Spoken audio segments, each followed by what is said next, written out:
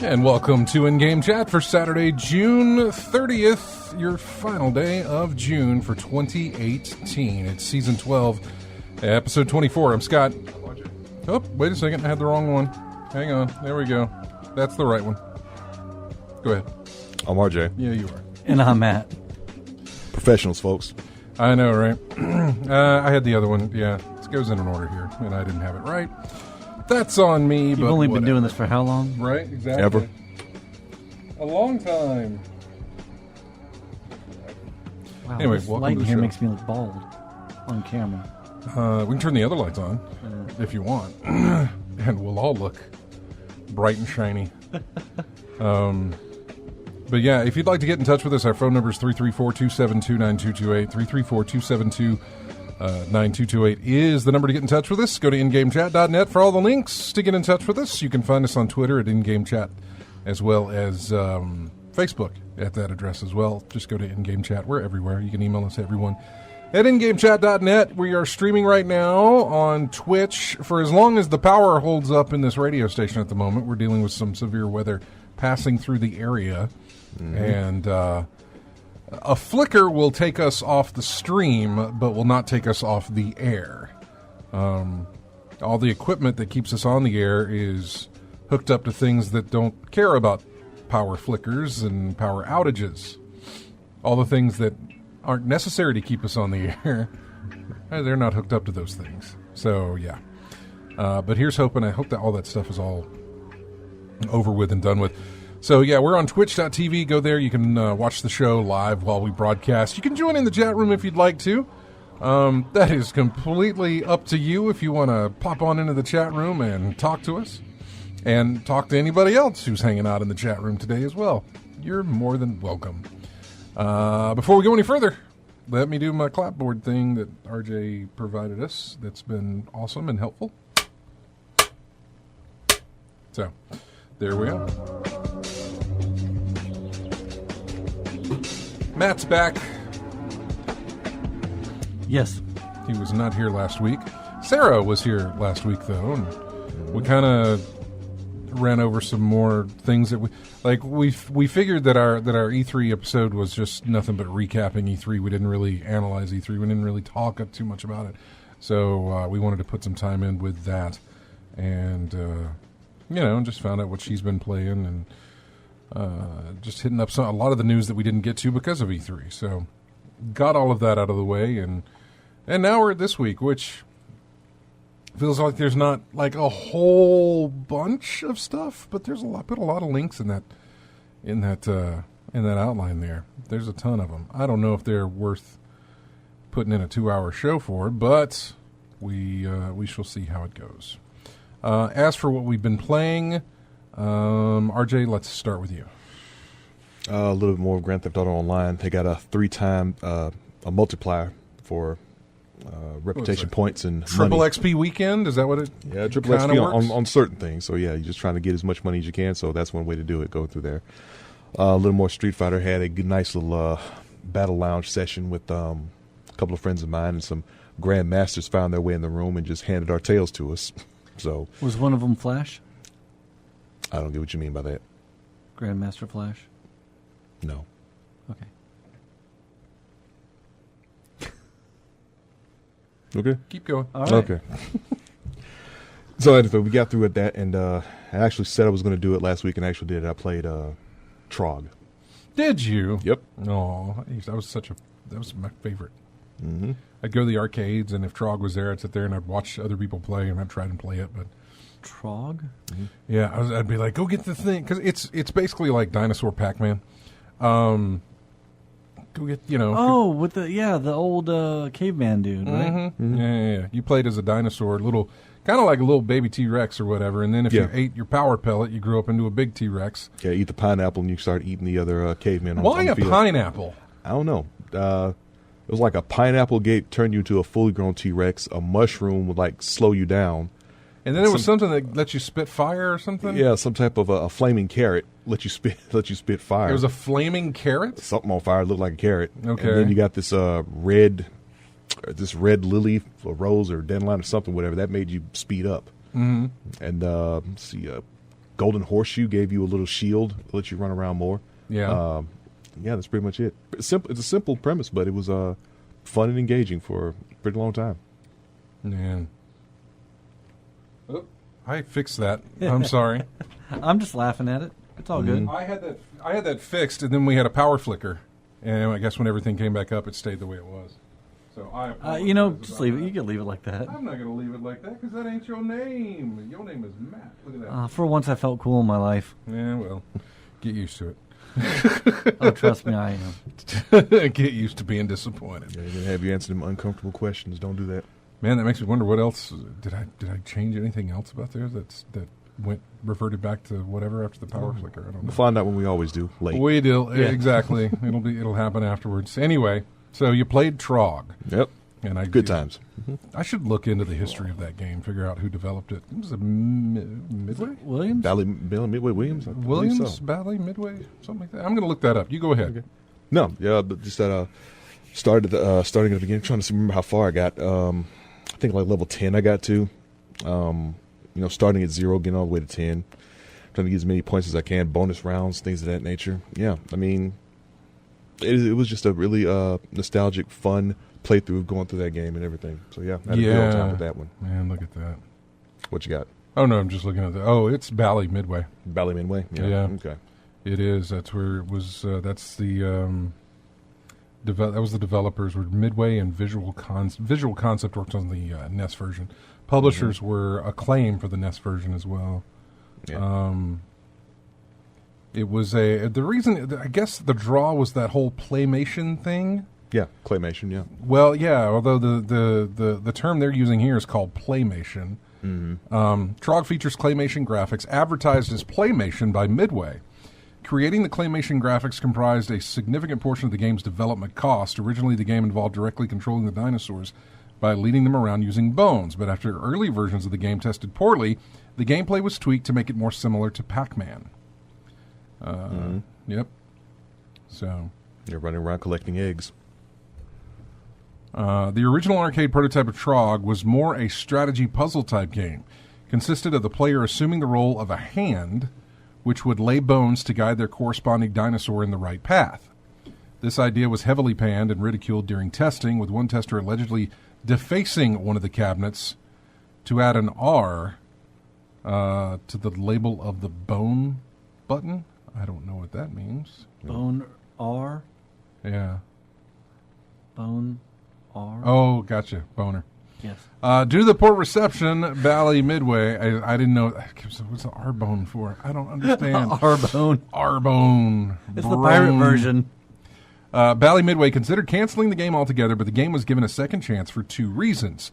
The first one was because the game's creator, Jack Hager, had already spent so much of the budget on the clay animation. And the second reason was because one of the testers suggested turning it into a Pac-Man-like game. There are 49 stages in all. Completing them all wins the game. There are 3 different levels of difficulty, easy, advanced, and expert, although the arcade operator can set the difficulty in the operator menu to make the game more difficult on easier levels without the player's knowledge of the true global difficulty. Advanced mode rewards a $200,000 level bonus, and expert rewards a $200,000 200,000 level bonus, and expert rewards a 400,000 level bonus. As the level progresses, the cavemen become smarter and invent new ways to capture the dinosaurs. They eventually create fire pits and wheels to burn and flatten. The character and springs... burn and flatten the character and springs to bounce themselves all over the screen. Catapults and transportation chambers in later stages help evade these attacks. However, these are also usable by the Trogs, resulting in some tactical gameplay options. So... characters from the game make appearances in later Midway titles. In the game Revolution X, wasn't that the Aerosmith game? Yeah. Yes. Yeah. One of the Trogs... Music is your weapon. Yeah. One of the Trogs appears as a shootable Easter egg. In the horror rail shooter Carn Evil, one of the Trogs can be found in the Freak Show portion of the game as an attraction in the background. He's frozen in a block of ice and labeled Frozen in Time. The dinosaur characters also appear as enemies in the Rickety Town level of the game. I think I was getting Trogs confused with Toomba, with the pink hair. Wasn't that Toomba? Remember that? Yeah, I think I do. The platformer? Yeah, platformer. Yeah. Cave, That's, for some cave reason, boy with a pink ear. I was thinking of that, but no, Trogs are different. Mm-hmm. Yeah. All right, so there you go. There's your little This Week in Video Game History for you. Fascinating. So... yeah, you played Trog. What else? And then you played Grand Theft Auto and GTA Online, Street Fighter 5. That's pretty much it. GTA Online would be fun if it wasn't for the other people. They're adding nightclubs to GTA Online now. I heard about that. Yeah. That was in our list of things, but I have no idea what the significance of those are. I don't know, probably some other way to make money. But I guess maybe you can own a nightclub. And own a nightclub, something like that. I'm imagining that's what it is. But usually with every update, they bring you new vehicles to buy, things like that. But I'm probably going to hear complaints about it already, about the amount of the biggest complaint I keep hearing about the game is not the way people behave, but how much everything costs. The way everything just skyrocketed, probably to push the use of buying their shark cards online, things like that. Spend real world money to get the really cool stuff. Mm-hmm. Like, I wish you could take some of the stuff from the online and just have it in the game, like the flying car and the rocket bike. And some of those vehicles, if I could just have that in the single player game, I would be so happy. Can you not? Thing is, I've never tried to. I don't think you can. I think they're online only. Yeah, I mean, you can access the internet with any of the characters in the main story, but I don't think those things are. A lot of those things aren't available. They're the main storyline, even after the game's over. They are in the PC version. With the mod. Oh, I'm sure. There's plenty of things you can do with the PC version to. Oh, mods can do it all, man. To put whatever you want in the game. So. Yeah. And I'm still waiting for a price to come down on that thing before it. I think it's still at like $30 sometimes for PC version. It goes on sale for like 30 or 25. Yeah, I mean, I still see it in PlayStation Store for 60. Yeah. Did you ever pick up Hellblade? No, it's still going on. Yeah, and it's still $17. Yeah. And that still has. I think I could get a good. I think $17 is a good amount to pay for that. I really think it is. So why haven't you bought it yet? Huh? So why haven't you bought it yet? Exactly. Well, because I'm about to spend a massive ton of money on some other stuff. This is PC? Yeah, on Steam. Okay. Yeah. Which is exactly why I had my iPad here today. I was looking up. Today's the last day to get the. Speaking of Williams and. Let's say, what Mondo thing are you getting? No. Williams and Bally. Are you getting a cabinet? No. In the game, the pinball in Pinball Arcade. Pinball Arcade, yeah. Today's the last day to get all the Williams and Bally tables that they have reproduced in that game because their license expires after today. And so I've got about 5 seasons. No, I'm sorry, not 5 seasons. I've got it's like 4 seasons that I haven't picked up yet. 4, 5, 6, and 7, or maybe 3, 4, 5, and 6, something like that. Anyway, it's shaping up to be a good chunk of money because they are not doing discounts on these. These are not on sale. Williams, the license apparently says that you can't put these on sale. Yeah. Now that we're pulling the license, now that we've given you notification that the license will be pulled, you are not allowed to put these on discount to sell. Which is so stupid, but yes. So yeah, after the show, I'm going to purchase those. I was trying to see what I had on my iPad because they're all separate. what I have on Steam does not cross over into what I have on my iPad. But of course it wouldn't. On my account. No, it doesn't. It's ridiculous, and I understand what it is. Now the decision is, do I want to pick them up from... More than likely what I'll do is I'll just grab all the collections on Steam, and then I'll go through and just pick a couple of tables here and there on the iPad. On the iDevice. So I can have that while I'm, doing flights or whatever else, so I can just play some pinball whenever I feel like it. Yeah. I couldn't remember what I had bought or not or anything. So, Matt, what have you been playing, by the way? Did another actually, I think since last we talked, 2 elusive targets in Hitman. Playing the Hitman, doing the sniper assassin. Waiting for November for Hitman 2. Yeah. Which I'm kind of torn on the whole Hitman 2 is not going to be episodic thing. It depends on how they do it. If basically they're releasing, how the way I can put this? Trying to think. If they're releasing it like they did with Hitman 1, in the sense that all of these little individual things that they release every few months were self-containing. But they're releasing it all at one time, I think that's bad. If there is not some common thread... Kind of like if more Absolution than Hitman or Blood Money? Something that links every single level that you're going to play together. Something that links it all together to play... to have some kind of, a common thread to go through, then I think it'll put people off. I don't know. Because, the way I played Blood Money and Absolution was wholly different than I did Hitman. Because like in those, since, you're progressing in the story, you beat one level, you go to the next, you beat that, and you keep on, you play through it linearly. I agree with what Lethal Migraine is saying. Telltale's the same way. I wait until they're all out and play. However... Yeah, I understand what you're saying, Lethal. Different. I really understand what you're saying, except... Telltale, that's a story that you're going through, and to continue it, as opposed to a encased sort of bottle episode. Yeah. Whereas, with the bottle episode, I had the chance of really exploring the map and seeing... Please don't go out. Please stay alive, Power. Stay alive. You can hear thunder up here. Yeah. Hear me, baby, hold together. Yeah, no. Essentially, in the studio here, this is the attic of the radio station. Yeah. So we're actually upstairs above all the other stations, and we don't have anything between us other than a thin piece of roof between us and outside. So just hold together. I just don't want the power to go out. That's all. But I mean, I enjoy both.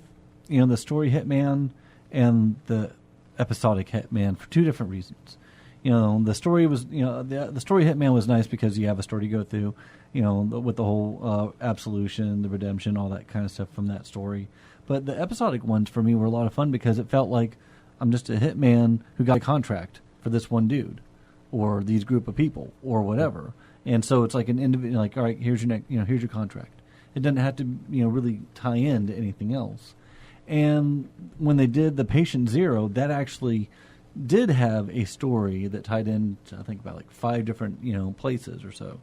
But I kind of like having that freedom to like really explore a map and, have different challenges to go through, to find different things, to do things different way, be sneaky this time. This time I'm going to go through, use different weapons. So I like the, sort of the diversity of it. And adaptability that I really enjoyed. So having, if it's going to be like Hitman 1, where only it's all at once, I think that might be a hindrance in a way because it doesn't give you that time to really know a map.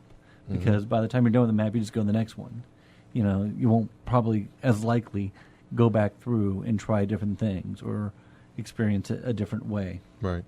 So, who knows? So yeah, I've been doing that. I played another episode of the Telltale Batman Season 2. I did episode 3. Those aren't all out yet, are they? They 5 just came out. So, okay, so you're good Season to go 2 is out. And I'm going to try and finish that up this weekend. Other than that, Stardew Valley on my PS Vita. I haven't really been playing, too terribly much just because I've been tired. Work. Life. Understandable. Yeah, life. Understandable. No, the way the Hitman and I was talking about pinball. A pinball machine is just one table, same field, nothing changes, except for the score that you make on it, except for the way that you play it. Yeah. And so, if you want to be aggressive, if you want to be more reserved, like the levels that they give you in Hitman on the episodic part of that, were like, here's your field of play, go out there and take out this person however you want to, and then once you did that, like you can do it easy enough, Yes. You can make it as easy as you want to, but then you can actually challenge yourself. You can go back and say, well, let's do it just with this weapon, or let's come up with the most ridiculous way of doing it. Yeah, there's different ways you can do that, and different ways that you can also earn points and also chase a leaderboard, which is always fun. The fact that they give you that, like if they didn't have a leaderboard in there with points or anything like that, I don't necessarily know that the drive would be there to do anything. The reason that I keep going back to a pinball machine is because I want to get higher on the leaderboards. I want to get higher in my points. For me, it's not necessarily the leaderboard, but like when you complete a mission a certain way and get more points, that will unlock different weapons, items, explosives, and stuff that you could use in that mission again, or other missions going forth.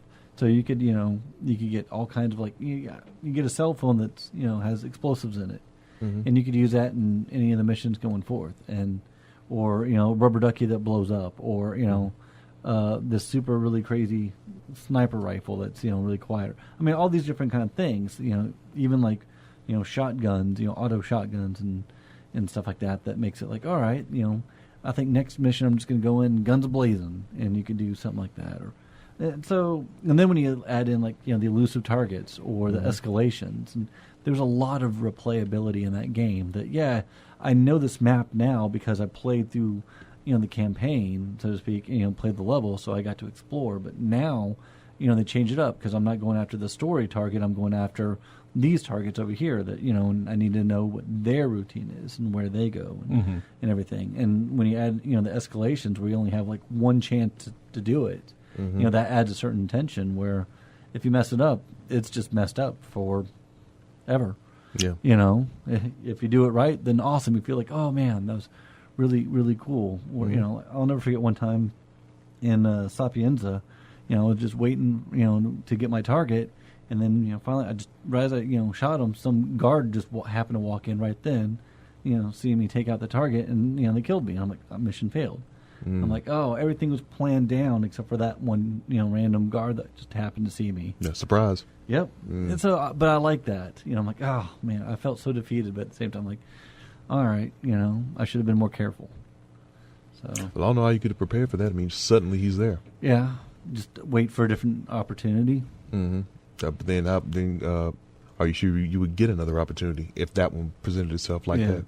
There's always like another opportunity for something. I mean, you might have to be a little bit more careless in a way. Like instead of like being all sneaky trying to do it, just throw a grenade at throw an explosive at them, or just like try and snipe them from a different position, or do something else. So there are ways of doing it.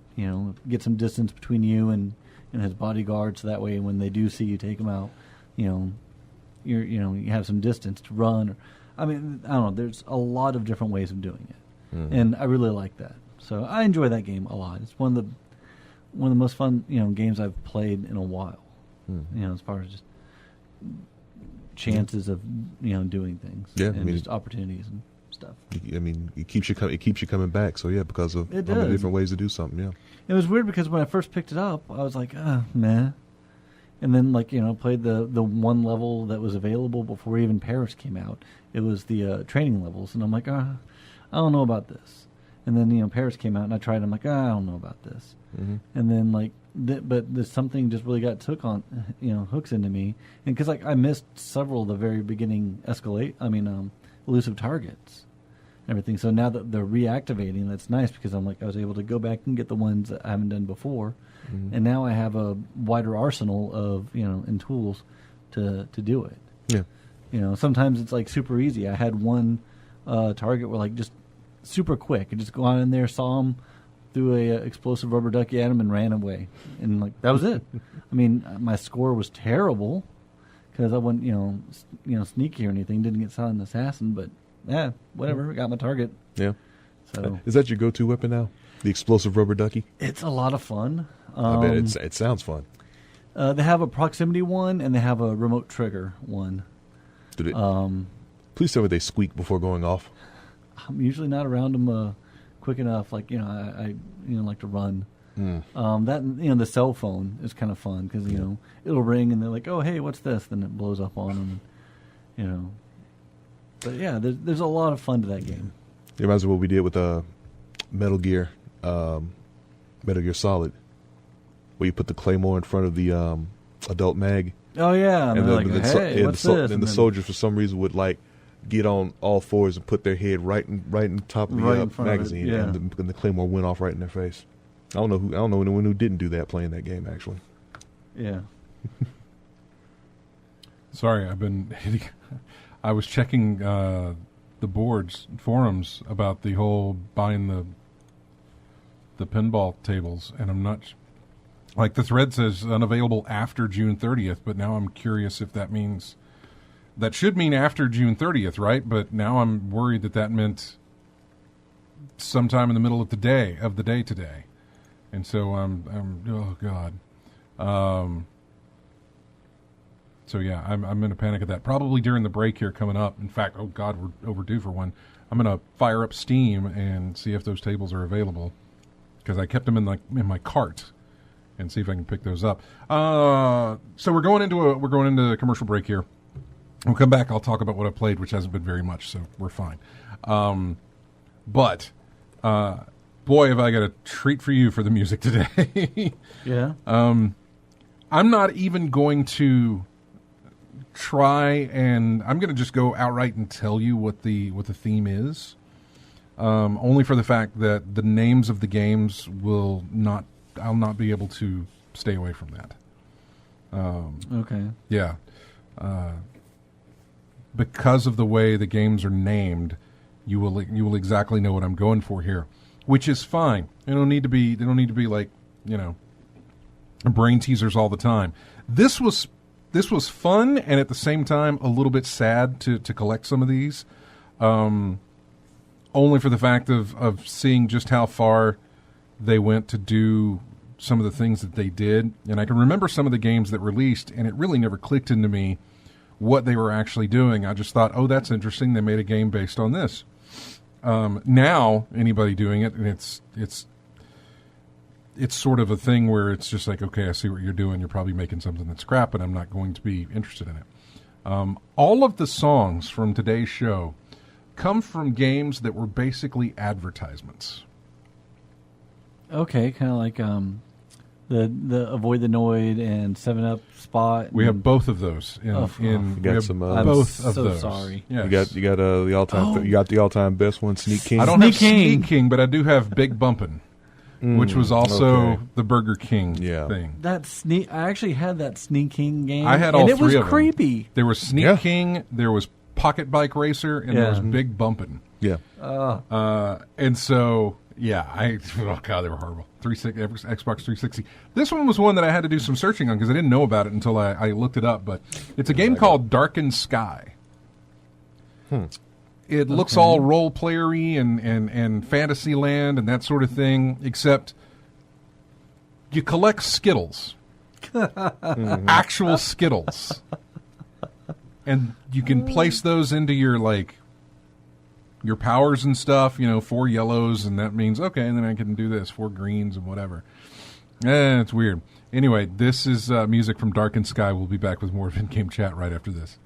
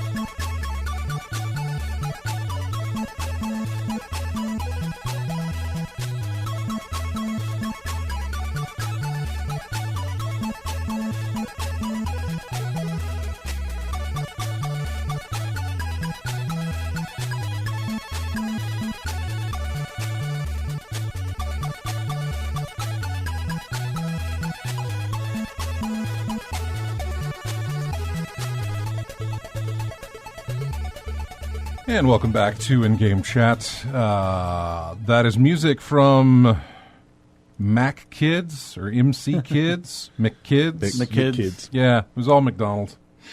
It was a McDonald's game for the NES or SNES. I don't know. I don't care. I can't remember. And I know RJ's probably going to look it up right now. Yeah, I got you. To tell me exactly what it was. But yeah, so all the music that you hear come from games that were just basically big advertisements for products. That one had a very Mario 3 vibe to it as far as like the map and everything else. So NES, Game Boy, Commodore 64. yeah, it was NES. Yeah. So, yep. I think the only thing in common between them all, they were all bad, right? Yeah, licensed games.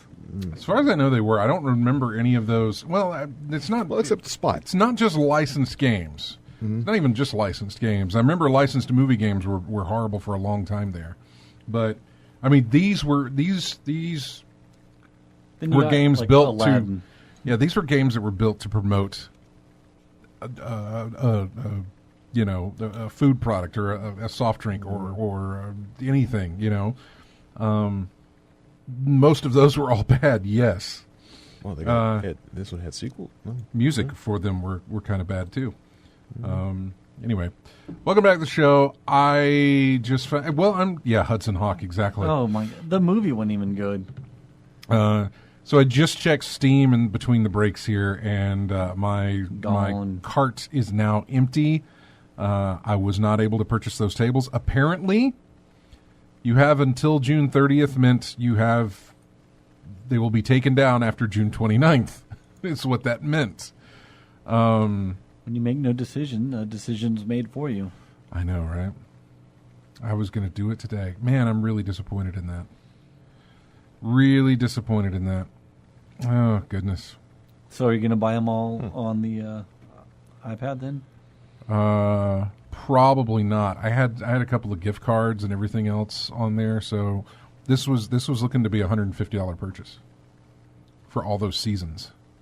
Wow. Plus, I had more seasons on Steam than I did on it'd be less here. to buy. So it'll be more to buy here. Plus, I don't have any kind of discount gift card or anything like that to apply to it. So.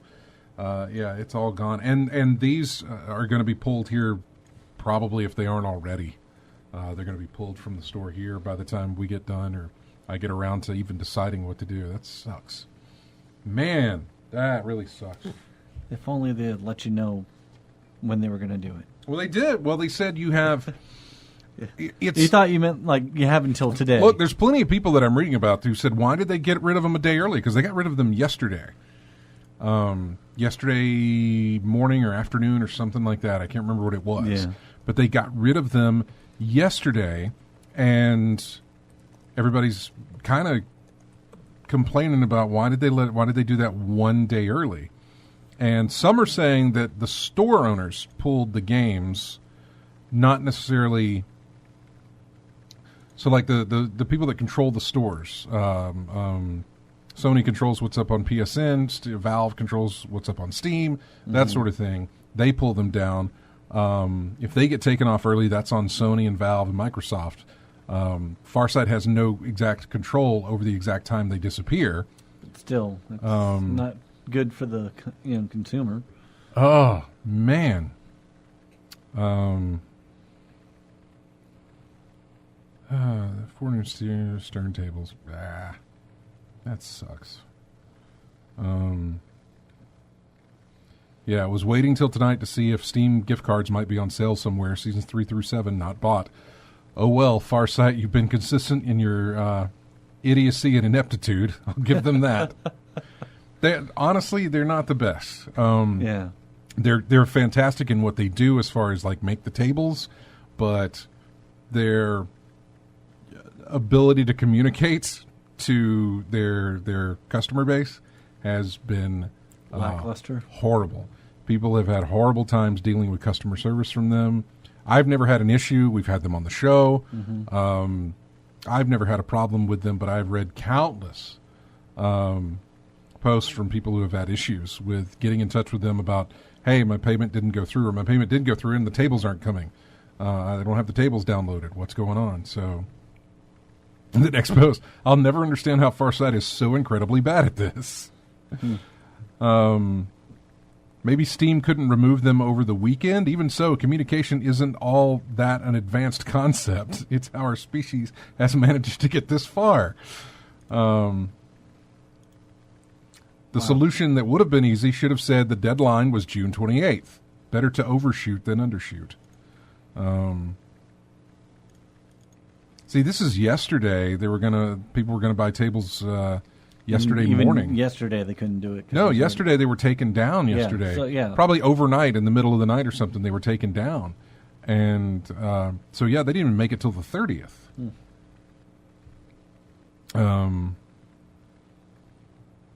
Yeah, oh, God. That's killing me. I was about to say that's gonna bug you all. It'll bug me up until the point day. that I don't have to deal with it anymore. Just a lost opportunity. I think we've all had those in gaming. Missed a sale, missed picking this up. Should have got it when I did. Thing like that. All right, I may be okay here. Somebody says that I said I'm in a bit of a panic here. Is it over? Can I still buy the tables today? I'm on Steam, and they said only through the game can you buy the individual tables. I don't know if they're still available. They were a few hours ago. So you might have to, during the next break, go into Steam Fire and up the game and start going through there. Like mad. Boop, boop, boop. Well, that means the packs will be there. Unfortunately, that means I'll be paying, I guess, full price because I won't be paying through the Steam store. But you'll have them. But I'll have them. Hopefully. So, yeah, keyword there, hopefully. See, AC Wraith says there's still a few hours left to buy. AC, if you go to their Steam page, it's all gone. And none of it's there.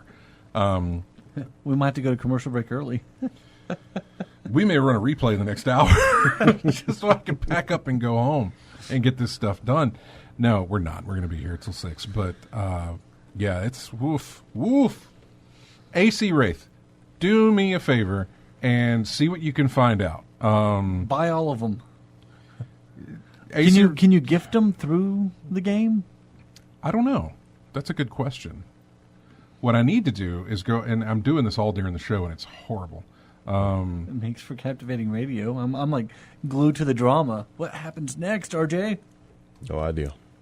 What I'm going to do is go over to the Farsight Studios forums and look there because, okay, the DLC is gone from the store, but it is in-game. You need to use Steam funds to purchase. You can't gift. You need to send the person a gift card instead. No, I'm good on the gift card. I'm good there. I've got the gift card. Send me a gift card. Yeah. What I'm looking at is the... I'd buy Hellblade. Yeah, let's go here. Anyway, I'm gonna keep looking at this and try and do the show as well. Sorry, I apologize. It's just Multitasking. This is a big important thing for me because of Nostalgia. Well, pinball tables, man, pinball tables. So what did I play? What did I play this week? I played Destiny, obviously. I played some more of Danger Zone as well. Been doing Aren't they doing a new Danger Zone? They're doing a Danger Zone 2 next month. Electric Boogaloo? I say next month. That's tomorrow. But they're doing a Danger Zone 2, and then they're doing Dangerous Racing, I think is what it's called, later this year. And that's going to be more of the Burnout style thing, takedowns and crash breakers and things like that, but racing instead of just being all... Danger Zone is nothing but like crash modes. That's all that is. God, there was a fantastic crash mode that I played. It was called... I can't remember what the name of it is, but it starts off with taxi cabs falling from the sky. As they are known to do. Yeah, it gets so ridiculous. So there's taxi cabs raining down, and you have to dodge these things because the way your car works is that... Is it called Bayham? I know, it's fun. The way your car works in Danger Zone is you can check other cars from behind. You can, kind of like you could do in Burnout Revenge, I think. Burnout Revenge, they added traffic checking, which was... Mostly every other car, you could run into them from behind and then send them off. Yeah, exactly. You couldn't do it on like big rigs and things like that, but pretty much any other car you could. Although if you hit somebody head on, that was different. That was a wreck. Same thing applies here. If you hit anybody going in your direction from behind, you will nudge them out of the way, unless, of course, they're a big, like a bus or a rig or anything like that, the big heavy load type stuff. The difference is, as soon as you touch a car that is either coming from the opposite direction or a car that is already wrecked, you're immediately sent into the wrecking mode of the game. So you lose control of your car other than exploding and whatever else. Mm-hmm. So if you touch any of these cars as they're raining down, that stops your momentum. That stops what you had to do. And the way that, I don't know if you played a little bit of Danger Zone, didn't you? I did. Yeah. The way that works is they've got these big money pickups scattered throughout the level. In the multipliers that you're trying to blow into. Yeah, 3 bronze pickups, 2 silver pickups, and then 1 gold. If you get, the gold only shows up if you pick up the other thing, everything else. Now, if you pick them up in order, that's the air conditioner. Oh. Yeah. If you pick them up in order, so if you pick up 3 bronze and then the 2 silvers and then the gold, you get a 5 million point bonus at the end. Mm-hmm. So in between dodging these cars, I've also got to pick up these 2 bronze bonuses that are on the section where they're raining down. If I can make it through there, I will jump off a ramp and land onto a straightaway that has other traffic going on in front of it, pick up the silver before I get to the intersection. At this point in time, I've got a crash breaker ready to go. So I'll slide in between a bus and a big rig. I'll just be threading the needle there.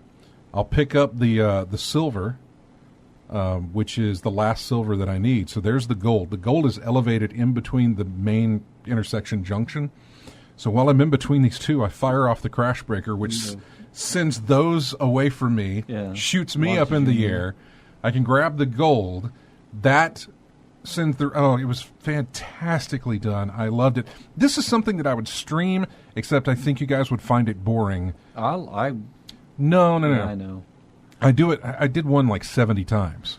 Trying to get the platinum I'm about trophy. to say this game requires a lot of trial and error. Oh, yeah. The physics doesn't think right. Yeah. Like this, because I blew this up, it rolled into this, and I wanted it to go this way instead of that one, so I blew up too early or too late or something like that. The best thing I could do is just basically record my gameplay and then go back and take out just the one that got the platinum, right?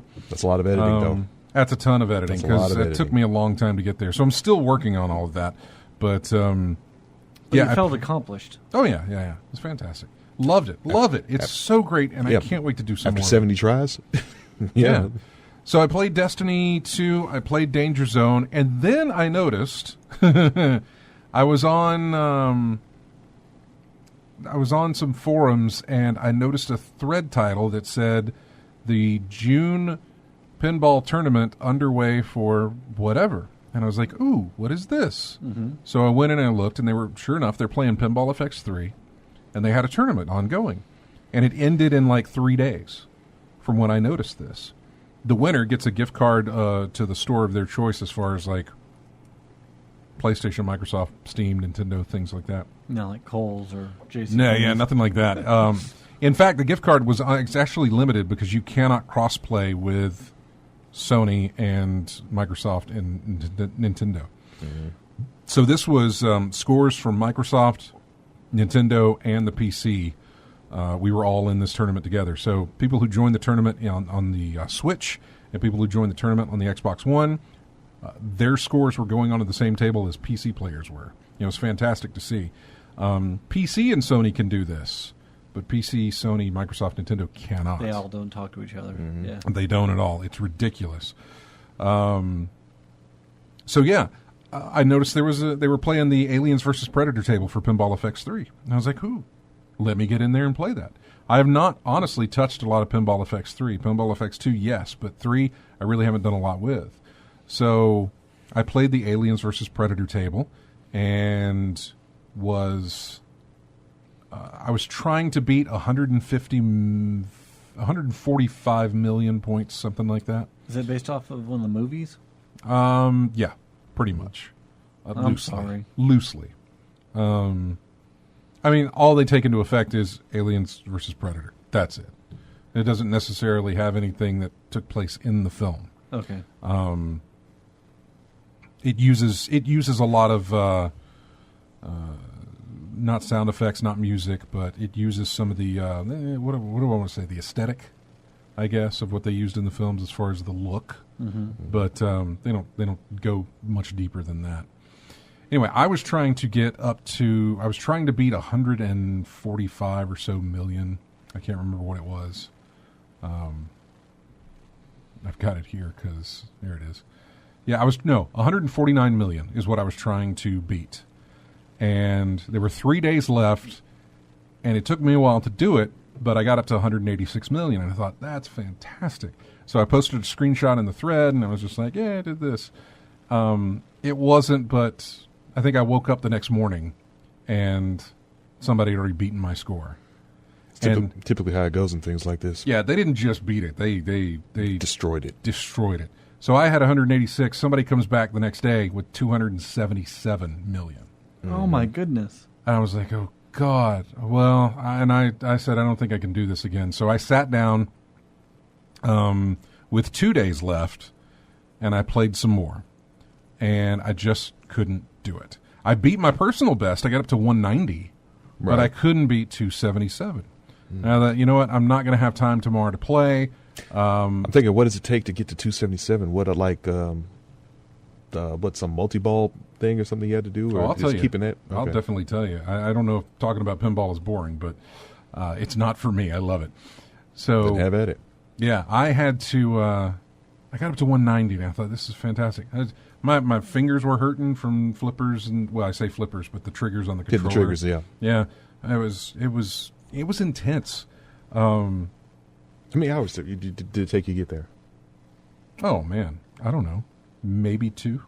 2 like hours. I didn't play to get to that score. It didn't take me 2 hours in one single playtime. All right. It was just I would play over and over, and I'd go Yeah. through the 3 balls, and then I'd be like, okay, let's start again and start over and that sort of thing. Mm-hmm. The run that actually got me up to 186 million probably only took 30 minutes, maybe 25. So you had a good little 2-hour session to get to 190.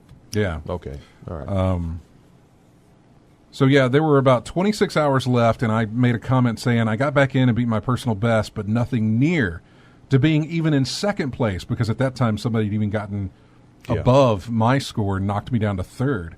I said I won't have time to play after tonight, so my fate is sealed. Congrats to the winners. I can't wait for the next one. Well, I come home from work the next day, and I had 2 hours and 45 minutes left in the tournament.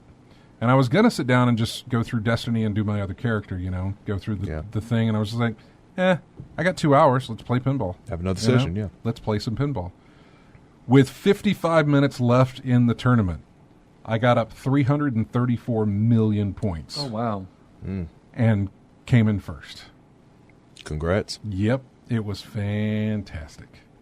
I love that. Now they're working on building the next tournament for the month of July.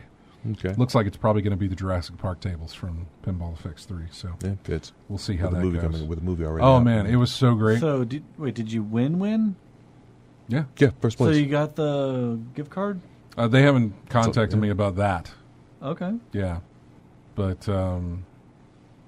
he's got a pick. He's got a score. It's official. Yep. 300 plus million. Yeah, I'll put it in here there's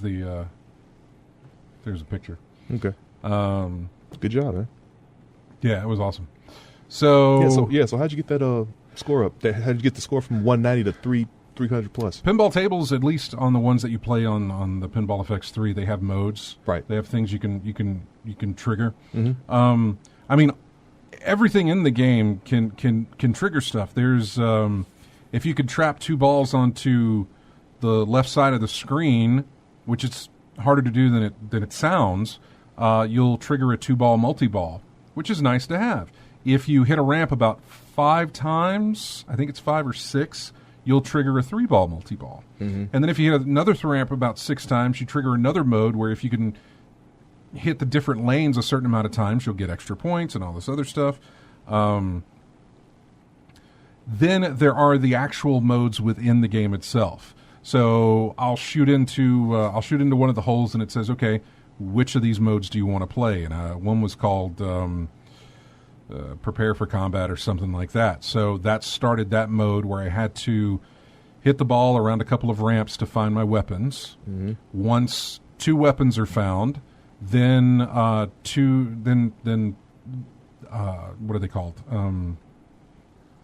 Little stand-ups pop up on the table. Okay. And I have to hit those before the timer runs out. You got about 25, 30 seconds to do everything. And if you're able to do that, you get a bonus score, like maybe 3 million points. But that checks off that game mode. Shoot it back into that hole again. It's like, okay, which of these... You had 5, now you've got 4. Which of these 4 modes do you want to play? Mm-hmm. So you pick the next one. Succeed or fail, you've checked that off, and you move on to the next time you trigger it. Oh, okay. So you do that another 2 times. That gets all the modes. When all the modes are done, it kind of sends it into this championship-type mode. Mm-hmm. All of a sudden, you get multi-balls on the screen, and you've got to hit a certain number of ramps within a certain amount of time. Okay, so this is pass or fail. When you hit those 5... Yeah, pass or fail. Pass or fail. Okay, yeah. So you have opportunities. Yeah, to get as much as you can for each mode. Right. The only benefit, the only benefit you get from those modes would be if you beat them, you get a nice little chunk of score. Right. So once you do all 5, it goes into like the end game type situation that you would have for a pinball machine, right? So you get a multi-ball, you go through the ramps, you get enough. And then you've got to make one last shot. And if you can make that one last shot, you get like 5 million points. Then you get like a mega multi-ball thing.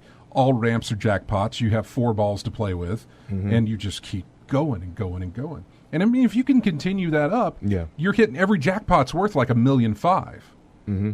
So if you think about it, everything you do on the table with 4 balls on the table is scoring you $1.5 million points. Mm-hmm. It's not that hard once you get to that point to really rack up into the hundreds and 200s and 300s of millions of points. Yeah, it's just getting there. Yeah, from just hitting jackpot after jackpot after jackpot. That's not only that, though, if you get multipliers, you know, if you're hitting multipliers that have a 10x or a 7x, 10 was the highest. So on that particular ball, I had a 10x multiplier. Mm-hmm. So all the little modes and all the little things multiplied by 10 at the end of the round. Mm-hmm. So that also jacked up the score. So yeah, that's how I got that high with it. Yeah, it's typical in pinball, in my experience. A whole bunch of little things have to go right, setting it up to get all that scoring done. Yeah, I tell you what, we got to take a break. We're way behind. We're going to take a break. When we come back, we will talk to Chris, and I'll shut up about pinball for all of you. I promise I will stop talking about the pinball. But yeah, we're going to come back here in just a bit. Again, going out to music here that is from games that were basically advertisements. So we did the McDonald's Kids. We did a game that dealt with Skittles. And now we're about to go into a game for I want to say it was the NES, the Yo-Noid game. I'll find it. Yeah, for the it was for the Nintendo. Domino's. Well, but it was for the Nintendo Entertainment System. I believe, yes. NES. Yeah, the NES. This was called Yo-Noid. It was Domino's. And by the way, for those of you who are too young to know, Domino's had a mascot at one time called the Noid. And you're supposed to avoid the Noid. Yeah. You know why they got rid of that mascot, by the way? Because he was annoying? No. Was there like some dark, seedy side to it? Somebody shot up a Domino's pizza place. Wow. Because they had some kind of... you can look this up. I'll do it during the break. Yeah, look that up, and I'll tell you about it. They seriously... like a mental issue? No, he wanted... Yeah, he totally did. Why else would you shoot up a Domino's pizza? Well... That pizza's pretty bad, but no. Yeah. Actually, no, they changed their stuff. They did. They changed their formula. They changed all their stuff around. But they did get rid of the Noid. So, and it was because of that. I know he's still looking that up. I see articles here. You see what it was? How a mascot drove a man to insanity. Yeah, I'm not kidding. Drove him crazy. You know what? I could believe that because I am afraid of clowns, and Ronald McDonald is evil. So sure, yeah. Yeah, but Noid wasn't a clown. No, but I mean, he was a weird thing, though, wasn't he? He was. He had these weird ears. He had a human face. Yeah. Had these really with long a ears. Mask and but like one man's Noid is another man's clown. I guess. Yeah, I guess so. I don't think Domino's advertises on our station, so that's good. This moment was the culmination of 3 long years of this man's psychological torment. Jeez. Yeah. From the Detroit Free World Press of February 1st of 1989. Yeah. I'll get some more details as we before we go on break. All right. We'll be back with more of In-Game Chats right after this.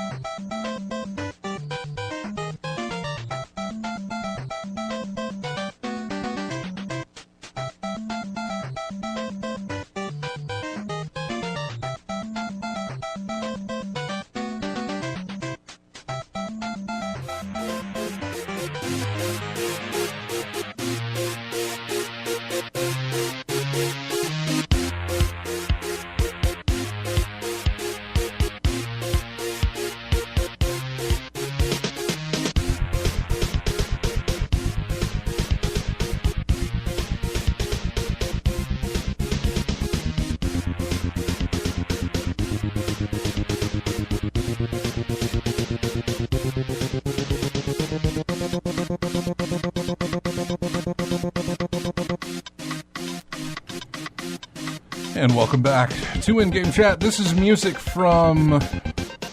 Now, this was on the SNES, and it was it's a game called Cool Spot.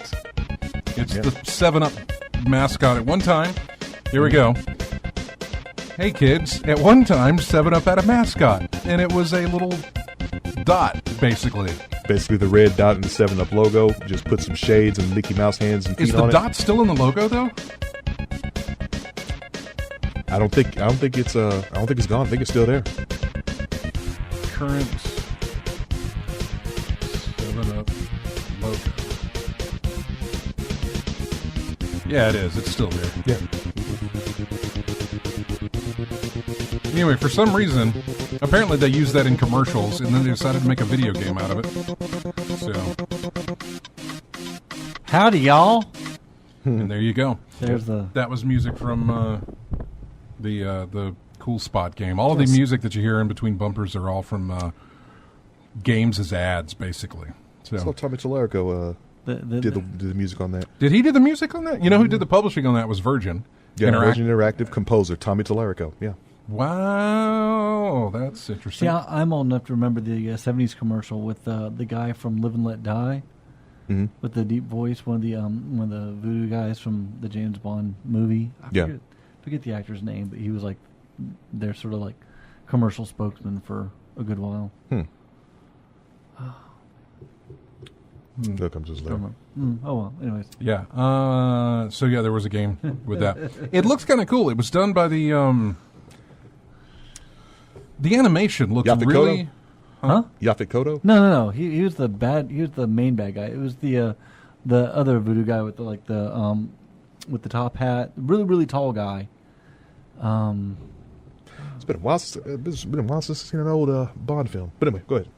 No. I was just saying that the animation in that looked really the animation for the because it was the first Roger Moore. I'm just interrupting. Yeah, right. James Bond. Looks really smooth in the game itself, at least from what I was watching on YouTube. Yeah, I saw some YouTube videos of it. Yeah, when I was getting music for this, the animation looked really kind of smooth. It was glitchy, it was bad, but the way the characters and everybody was animated looked really it's kind of neat. It was kind of reminded me of Clay Fighter.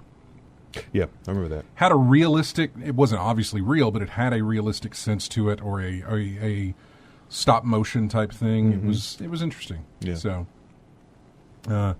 also, I apologize if I seem distracted. I'm trying to get an idea on how much time I have left to buy those tables. Jeffrey Holder? That name does not ring a bell. We're going to get Chris on the phone real quick. Hey, Chris. What's going on? Not much. I can't really shut up about pinball, and I'm trying. Well, I'll help even more. I bet the guy the score that you beat was pounding on the table and everything, going. Yeah, it's kind of like eBay sniping. Yeah. At the last second, like 10 minutes before the auction. Look, I had ends, no idea. Yeah. It was tough enough just to get up to 180, and 180 million. So I really, honestly, with 2 hours left, I didn't expect anything to happen. Hey, look, you put your best effort in there, you got the result, and you got the win. So, hey, congrats, man. I did not expect anything else to happen, and I had a really good run and was like, wow, okay. So I kept going with it.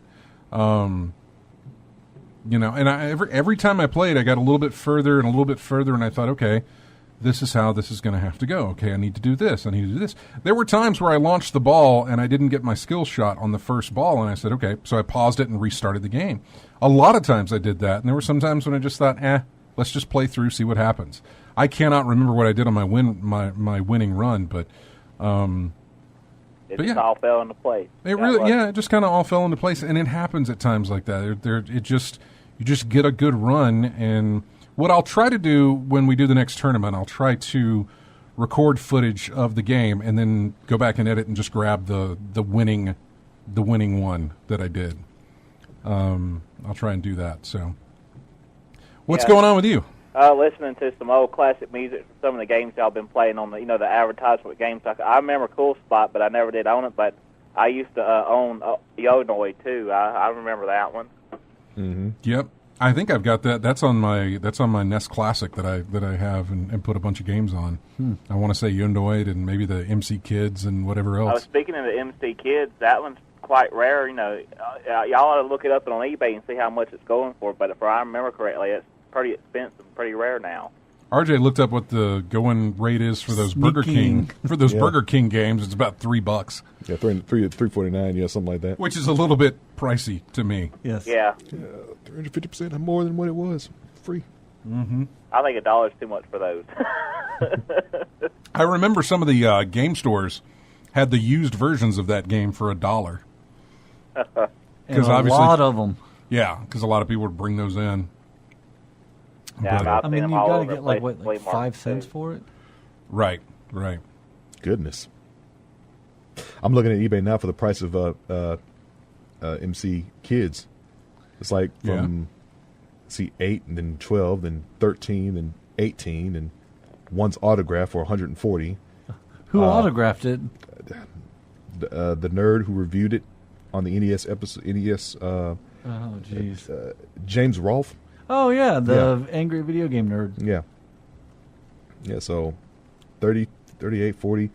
Another one autographed by James Rolfe on the box for 88. Whoa, wait a minute. I don't know if this is true. Factory sealed, 260. Factory sealed, 260. Mm-hmm. That's ridiculous. Mm-hmm. Said the guy who spends money on ridiculous things. We all do. Well, compared to some of the other games that are out there that are even rarer than that, I don't know. But yeah, for an advertisement game, I don't think I would want to spend that kind of money on anything like that. Yeah. Nah, I've talked about it before. I'm stupid with money. I skimp on things, and then I don't question it on others, which is really weird, God, dog. $17 for a game that wins all kind of like BAFTA awards and this, that, and the other. Right? I'm being all picky over on Hellblade, but yet, hey, how much you want for that hoverboard that doesn't work? Money is no object. Spare no expense. Yeah, Radiant Silver Gun, still $250 to $300. Oh, what about like Elemental Gearbolt, with the gold zappers? You remember that? I remember the game. I never played it though. I actually got to play with the gold zappers at E3 in '99. Out in L.A. Hey, I got my. That's the briefcase with the pew-pews. I got my press pass approved for PAX West. Okay. And hey, Chris, thanks for the call, man. All right, y'all have a good one. Take care, buddy. Take care. And PAX South, after PAX West is done with, over Labor Day, then when is PAX South? PAX South is in January at some point. They still haven't announced. They haven't announced a date yet. Because like I want to go to that, We were talking about it after last week's show out in the parking lot. but there's a concert in January that I also really want to go to, up in Birmingham. Yeah, when in January? Tell me when that concert is. I can definitely tell you if. I think it's the 12th. It's I think a Thursday. It's Metallica's going to be in Birmingham. Yeah, well, if it's on a Thursday though, PAX doesn't start until. Well, I know I doubt you could do all of it, but PAX is on a Friday, Saturday, Sunday in San Antonio, so you could. And we're not that far from San Antonio, so you could actually drive.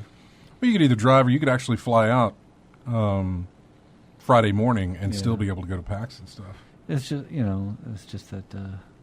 I don't know I've that seen it's the Metallica 12th. once already. The 12th seems like it's an early weekend for PAX. Okay. Only for the fact that that's, I don't know, I have to look at it. They haven't announced dates yet. So the tickets are bare minimum 130, I think. yeah, I paid a good chunk for mine For you too? for the Memorial Day weekend. But that was 2 shows. True. I Your- mean, it's your like, Elemental Guild what's with Brothers all at these 30, older Matt? bands that don't need the money? They're multi-millionaires, and yet, don't get me started on that. Well, there's other costs. There's other things that go into that, but yes. Alimony checks and We haven't even touched on any of the news. It really is really bad shape. I went way too long on pinball. You're talking about Telltale Games. Apparently, they're going to finally replace their engine. Which is old as dirt. Yeah, how old? I mean, like the original Walking Dead? I mean, it is, yeah. Well, I think it goes back. Even what, Sam and Max? Is that the No, same? no, I think no. that might have been a different engine. Was it the Jurassic Park game or the Back to the Future game? I think it goes to Did the that back come- of the. was that before Walking Dead? Mm-hmm. Okay, I think Back to the Future and Jurassic Park were before Walking Dead. I think Because when they struck Monkey Island was before that even. Yeah. When they struck gold with Walking Dead, Yeah, they just sort of kept it with that aesthetic. Kept it with that. they left. Like we found our niche that we're gonna do. Yeah, that was it. So, what else do we have? We talked about the nightclub management. There's another cardboard accessory, so you can play Mario Kart 8 on your Switch using the Labo cardboard thing and build a little whatever. So I would, if it's made out of cardboard, stuff would be broken so Yeah. bad. Playing Mario Kart especially. oh yeah, rage-inducing. Well, not even just rage-inducing, just how But there's a lot just of how movement and intense just it- like just how you're like- intense it can get. You're gripping. Yeah. And you're. It ain't gonna be paper. So I'm sure Lethal will back me up on this with his love of this. I'm really looking into getting PSVR, because I think there's some games out there that I would love to do.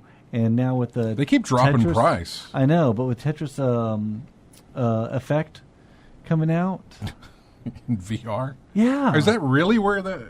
Wait, are you? I can't tell if you're actually being serious. yes. Tetris Effect is the one that pushes you Well, over the no, line. I mean, there's like plenty that have been pushing me over that, but that's just But Tetris one Effect is the more. one that breaks. Actually, it's the price drops that's helping to break it. Yeah. I mean, if anything, like Resident Evil 7, which I already own, and the Star Wars. I mean, I'm that not. level, Trust that- me, I am not trying to sit here and tell you that you're wrong for liking Tetris Effect or for being intrigued to play it in VR because of I don't that. think you just let me borrow indefinitely your system. No, I already got that back from you. Yeah. No, that was Nate. That was Nate. Yeah, exactly. I only had it for about a week and a half or so. Yeah.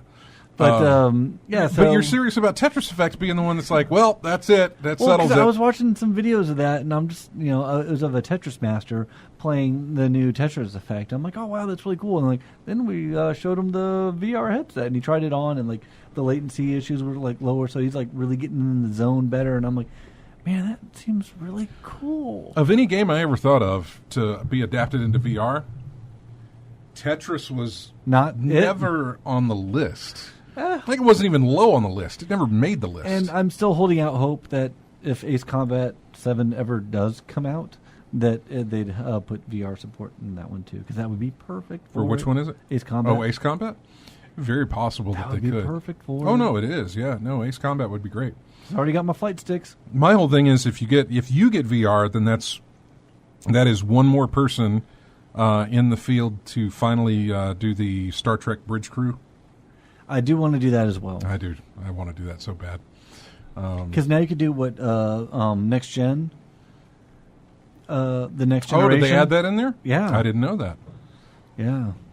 Yeah, I really want to do that, but I got to have how many more People? people? There's 5. You got to have 5 people. Yeah. Yes, that's 1, 2, and then you need 3 more people. Keep talking, and nobody explodes. That's VR. But is it crossplay? That's the thing. I'm not sure. That's with Star Trek Bridge Crew. I can play with somebody on PC or on PlayStation. Because I have Keep Talking on Steam. I don't have it, elsewhere. If I could, man, if they can make it where like the PSVR, if you could like hack it into using it on the computer, that would be perfect. But I don't think you can. What, put PSVR on the computer, on the PC? Yeah. You might be able to, but you're not going to get... That doesn't mean you're going to get to play VR games that are on like Steam and stuff on your rig. I know. They aren't designed for that. So, I mean, there would be really no reason to do that. To get it to work, sure. But you're still only going to be able to play... Just like having just a monitor, having actual VR. Yeah. You still wouldn't be able to play, actually, because those are all... Yeah, you wouldn't be able to play any games that I know of, unless they're... I don't know. You'd have to get them in a much different way than you're used to, I can tell you that. Or maybe in a way that you're absolutely used to. Like, ideally, if I had, like, my ideal setup, I would have, like, the VR glasses. What? STM Fuller says he has the Bridge Crew game, and you don't need VR anymore for it. Oh, okay. You can play it without VR. Huh. But, like, yeah, I would have, like, the VR glasses, and I would have that Steel Battalion... joy system. The joysticks that came out for the original Xbox with Steel Battalion. I still think about how no one could find another use for that controller. If that would have came out for the 360, it would have been better because it would be USB. Because then I just plug that into my computer. Someone would write, drivers for it, and then I could play, my mech games, with that nice joystick setup. It's a shame every time I hear that name, Steel Battalion, think about what a waste. What a wasted opportunity that was. Then like, we're going to do a Kinect game, and I'm like, how about not? Yeah.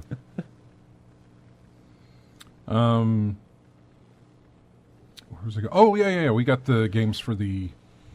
Do you have a next month's July's? PlayStation Plus and Xbox Gold. PlayStation Plus, which Sarah is now a PlayStation Plus member. Yay. She's on PlayStation now. She'll be able to download... Well, we'll all be able to download Heavy Rain and Absolver. That's on PlayStation 4. For PlayStation 3, you can pick up Rayman 3 HD and Deception 4, The Nightmare Princess.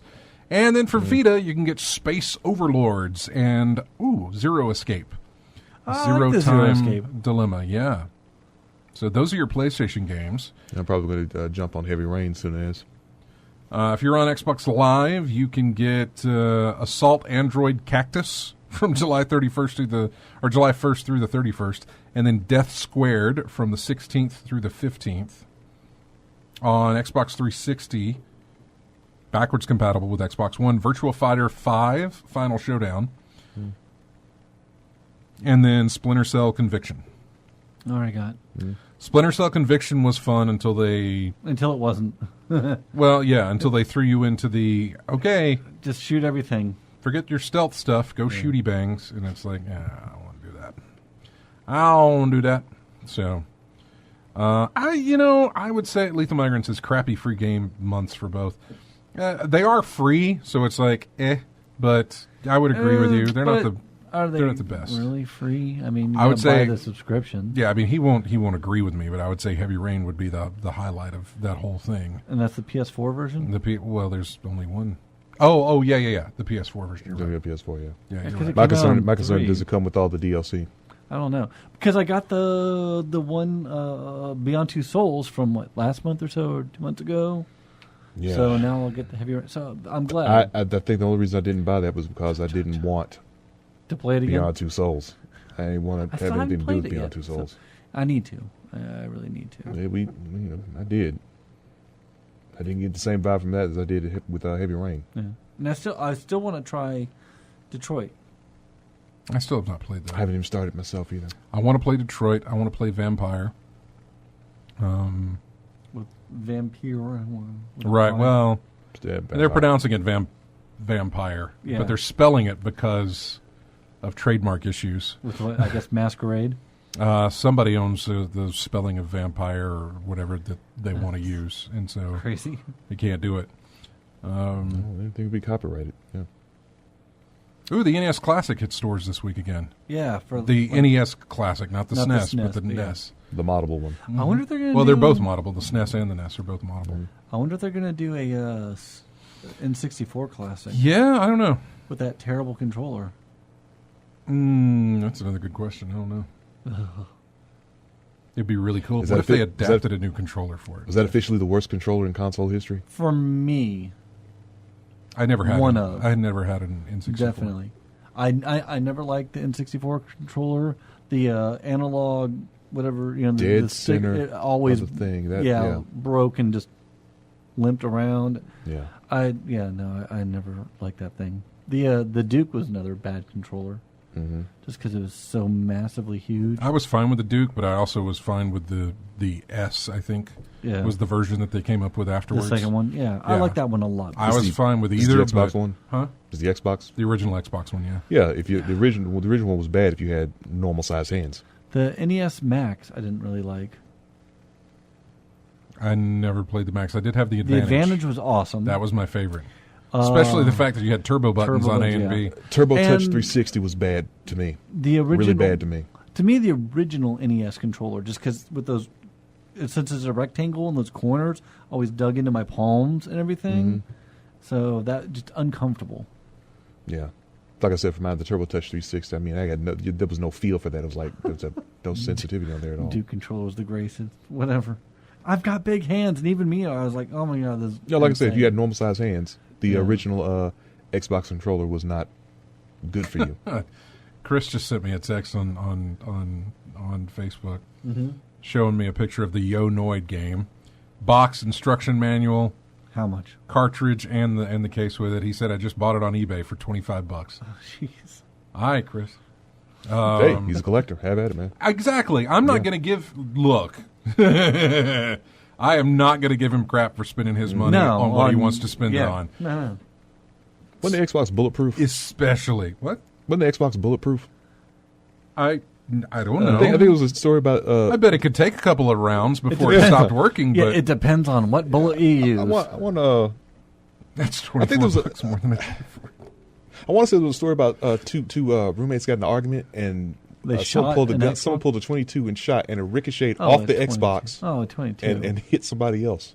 See, you got to remember, like, You'd have to look that up. I don't I- know. I- start yeah, talking look it bullets, up. and like, every day I'm around like 20 millimeters. So, you hit it with that, it's going to put a hole through it. Of course. We have to take a break. When we come back, I do kind of want to talk about that Amy Hennig thing. Yes. I really don't have much to say on it, but I do want to talk about it. Yeah. Yeah. So yeah, we've still got music to play from games that were basically advertisements. This one is, I think, on the NES. It was called Chester Cheetah Too Cool for School, Oh, yeah. and it had the Cheetos mascot, and you had to collect It ain't easy being cheesy. the Cheetos paws, which they don't even make those anymore. Did they make a Bugles game? I never saw a Bugles game. No, I don't think They so. should have. That's America's favorite finger hat, by the way. Heck yeah. Did they even have a logo? Bugles? No. No. The so- Bugles themselves were the logo. Hmm. I mean, what, Doritos? I mean, you don't need a logo to make a And game. yet I they never made saw a game Doritos. based on Doritos. Exactly. All right, we'll be back with more of In-Game Chat right after this. Here's music from that god-awful game.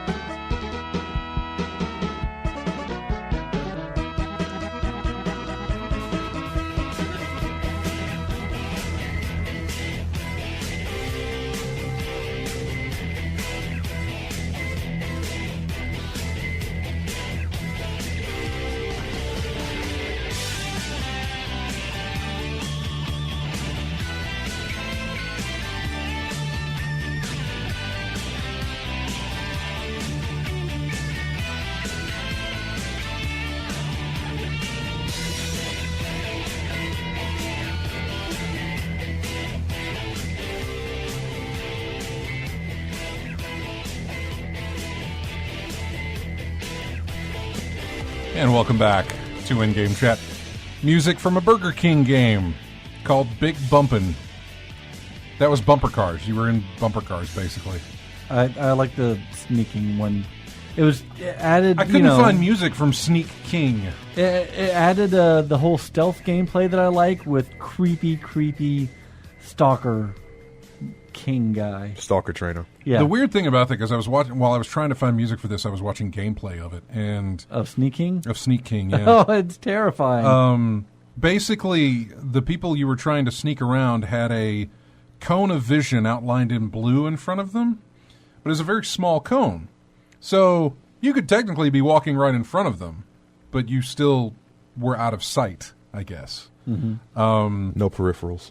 And if you didn't want to make noise, he did this thing where his hand... Oh, God, yeah, his the hands creepy came up little... and he tiptoed. Yeah. That was how you snuck around. I think that's how the cover art was him in that sort of sneaking pose, and it's creepy. Yeah, I mean, the Burger King guy with the fake big head was... See, SCM Fuller says this song is so 80s, but... It came out in the 2000s. Yes, it did. You're off by 2 decades. Yeah. Anyway. Weird is that? So Eurogamer had this. Apparently, Amy was where was she? She was at a Game Lab conference in Barcelona. So I was following her on Facebook, and I saw a picture she had from there. Barcelona. It's a beautiful city. She had actually parted ways with Electronic Arts as of January this year, and was in the process of starting up her new independent studio, but not yet had the chance to announce the change or set the record straight. See, last October wasn't her game shelved? Yeah, her studio she worked for was shelved. Yeah. We're completely. It was done. So they shut down Visceral Games that gave us Dante's Inferno, Dead Space. Yeah. They shut down that studio, and they were working on a Star Wars project, but. Yeah, the game, codenamed Ragtag, was said to be too linear by EA bosses, and develop was instead pivoted to EA Vancouver. What happened to Hennig? Apparently she left in January of this year, was in the process. As for that excited-sounding Uncharted-inspired Star Wars game she had been creative director of, it's not good news. When asked if she was still creative director of a Star Wars project, she said, I'm not. I have not worked at EA since January. Technically, legally. Yes, this is the problem. It was hard enough for them, but people were immediately asking them, is Amy working with you? And the answer was, well, we're in negotiations. It was sort of the soft pedal answer. I haven't been in, but look, I get along with all those people. I consider even the guys on the executive team friends. But it made it awkward because it was like, I never got the chance to announce that I'm not at EA, so I need to just pull off that Band-Aid at some point, but also had nothing to announce. It makes it sound like I just went home. But I'm doing all this stuff, working on all kinds of things. Now that she's not... I'm working independently and I'm staying independent. Good. This, I hope, will make it much easier to get her on the show. And just get her game out. Well, not only that, but also get her to open up and talk some more. I know. Look, regardless, you'll never get the lot of stories that we want to hear. You'll never get the story of what happened at Naughty Dog. I can tell you that right now. She is still under contract to never speak of that. And fine. And she's probably under some contract to never really talk about what's going on at EA either, which is also fine. I don't need to know those things. Well, what I don't get is all right, the exec said it's too linear. Did they not play Uncharted?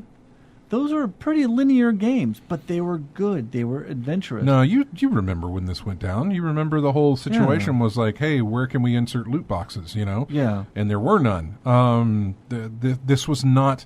EA's shift is they can see what Battlefront can do, and they can see what Battlefield can do.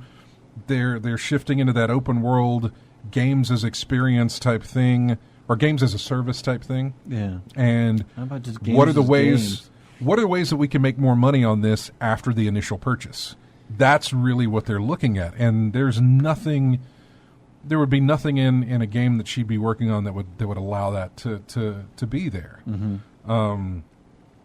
That was basically the speculation on how that stuff came down. And a lot of people pretty much guessed that was the reason everything changed. Not that it was bad. It was probably taking a whole long time to develop, but that's just the case when you're working on a new IP. Yeah. But She unfortunately, says- that's one more list of Star Wars vaporware that I'm never going to play. Yeah, add it to the list, right? Yeah. She says, I just started my own small independent studio and am consulting with some people. I'm hoping to bring some people on board. I would love to have a little company of about 6 to 8 people, 15 at the most, and do some more projects, do some VR stuff. I'm consulting with some VR companies and doing a ton of research because I've played a lot to immerse myself in. So yeah, I'm not doing anything Star Wars, and who knows what the future may hold, but that project is on the shelf now. The Vancouver studio is working on something pretty different. It's really not... She pauses. Once you go more open world, it's such a different game to the one we were making. Mm-hmm. Everybody loved what we were doing, and I'd love to see us resurrect that somehow, but it's complicated. I don't think it will. I need to reach out to her. I think I will get 1313 before I will get that game. And I know right. I'm never going to get 1313. Exactly. Yeah, I really want to reach out to her and see if she could come on the show and talk to us. Very interested in that, and see how that goes.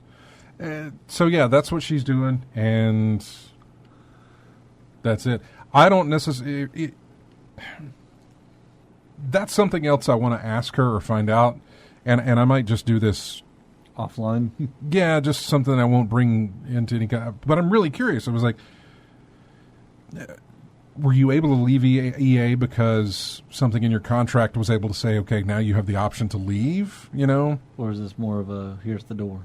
Well, because they brought her on specifically to work on a Star Wars game. They didn't bring her on specifically to do anything else. And so once that... There may have been a contract that gave her an out for doing that. Yeah. It is unlikely that EA had anything that she would probably want to work on. And it's also unlikely that EA was willing to put any money into something new for her, since they had already done that with the Star Wars thing and completely switched that around with what she was working on. So they probably weren't interested in saying, hey, we're not interested in you going off and doing your own thing with a new IP. You can either go to work on this other Star Wars game that we're working on, or any of our other, properties, or you have the option to back out of your contract, I guess. I don't really know. And I'm really curious about that. She sounds, and it's hard to tell that from texts, but it sounds like she's better off. Mm-hmm. It sounds like she's happy with this and not in any way disappointed about it. Well, I mean, she's disappointed because the Star Wars thing didn't go off the ground. But having her own control over... Yeah. So... She's to never relate really it back had to Star Wars. This reminds me of George Lucas back when he first started off with American Graffiti and THX 1138 and stuff like that, and how they had the studio had more control over editing and content as it was. Mm-hmm. And so once he did Star Wars, and he had the money to basically become an independent filmmaker, and that's what he did. He's like, all right, now these are my his creative control, for better or for worse. If you like his movies or not, but they were the way for him to tell the story that he wanted without the interference of the studio. So maybe for her, she'll be able to tell the stories that she wants to tell without studios saying yay or nay. So or it must be like this, not this. Yeah. I'm typically for creative control being with the creators instead of the suits. Well, it'll be. I'm saying this, and I don't know yet because I haven't reached out to her, but it'll be a lot easier to get in touch with her. I hope so. A lot easier to get information from her now because she won't be tied to any kind of PR or corporate executive type stuff, to where she can't talk about things. So that'll be interesting. Fly her into the studio for a show. I mean, she won't have the time to do that, know. but I would love to have her in studio with us. That would be amazing. I would spend. I would literally do an entire episode. If she was up for it, I'd do 2 hours, no commercials, and do nothing but a one-on-one type conversation back and forth. Well, you know what I mean. 3 on. You know what I'm talking about. Like, I want to be invited. Just talk to her straight up. And I can probably do that on the phone too. Yeah. But trust me, there's no reason she's going to be coming here. We have good barbecue, I think. I don't know. Yeah, she just got back from Barcelona. Where are you going to do next? I know. Going to Alabama. Montgomery, woo! I mean, seriously, Barcelona is a beautiful city. So yeah, there was that. Anything else? I don't know. Overwatch got a new hamster hero person. I have no idea. I don't play Overwatch. If you play Battleborn, you know exactly what it looks like, man. My feelings on Overwatch are the same as Fortnite. I don't care. You understand it's popular, but it's just not your thing. So it's not my thing. Yeah, I am looking forward to Assassin's Creed Odyssey. Mm-hmm. Watch some videos about that. I'm interested in seeing more information, getting more information about that. If it's anything like Origins, which it looks to be, that fast, yeah, I think because I was getting burned out the way that they were doing it, the mechanics, and even all the way up to Syndicate. It was fun. It wasn't as, but Origin really changed it up enough with the gameplay and everything that. This has me reinvigorated. Mm-hmm. I can't really think of anything else. That we've covered pretty much everything, and it's almost time to go anyway. So, plus, I want to get home and that pinball. Get in there and get my tables before they're gone forever. Priorities. Yeah. Well, I thought I was. I thought it was. You got extra time. I thought I lost them. I thought I wasn't going to have them. And I want people to understand these. This has been a roller coaster of emotions for Scott. Yeah, I want people to understand that so there's two different studios that do pinball games. Mm-hmm. Pinball Effects, that's Zen Studios. They make up their own tables and put them out there digitally. Farsight did something that, as a person who loves to play pinball and tries to find tables whenever I'm in a new city or something like that, just to say, hey, what do they have? Let me get my hands on it. They recreate actual existing real-world tables, and they digitize them for you to play. Some of these tables, this is the only way I'll ever be able to play them. Mm-hmm. Yeah, because they don't make them anymore. Because they don't make them anymore unless you go to some real old, because they're just not around here. Go to a museum. A pinball museum or something like that. Seattle? Pinball have a, yeah, I guess you could say it's a museum, but it's nothing like the one I think that's in Vegas. Like there is a warehouse of pinball machines in Vegas where you go in, you pay a fee, and they're all on free play, and you can play as long as you want. Mm-hmm. And Seattle has the Seattle Pinball Museum. Right. It's a very small thing. Yeah. And they got a lot of new tables, and they got some old tables too, and everything kind of switches out from time to time. But like there's a big one I think in Vegas that is just a massive place for playing pinball. And that would be a great place to go and do that. So, but yeah, these tables to have them, to be able to play them anytime I want, and this is the only way I'd be able to do that on some of these actual real world tables. So this is the reason why I really want to get in there and get those tables into my account so that they're not gone forever, which after today they will be, because Farsight loses the license with Williams, which is a Williams thing. They want to renew it, but Williams is not going to do that. There is word that Williams is talking about doing their own pinball game thing that they can put all their tables in.